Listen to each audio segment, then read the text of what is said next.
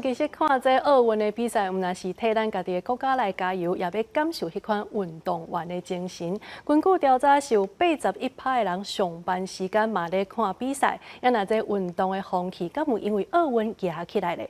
就运动教练表示讲，最近学生有影有对咧增加。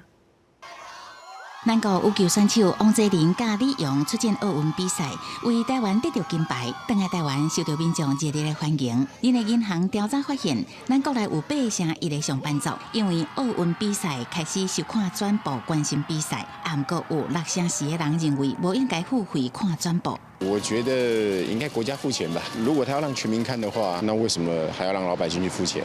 使用者付费啊，很合理。奥运呢是运动殿堂的最高赛事，同时呢也是运动选手为国争光，同时也是台湾人可以一起凝聚团结力量的时刻。所以如果在这个时候想要看国家选手的比赛还需要付费的话，他们是认为比较不合理的。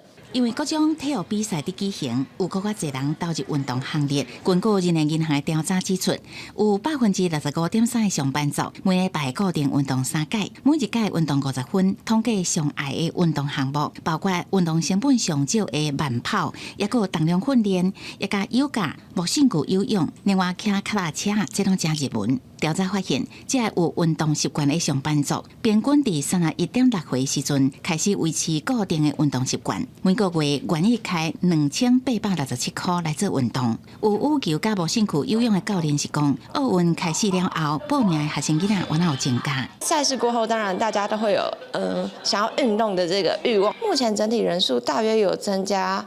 10到20%，大概就有多到1到2组的学生有想要就是上羽球课。教练，我觉得最近羽球很好，感觉是羽球很好玩，所以我想要就是学习这项运动。因应国内运动风气的流行，人力银行估计未来不但运动，也是健身场馆的间数会较济，民众愿意开伫运动的费用原来会增加，享受运动所带来的健康甲快乐。记者综合报道。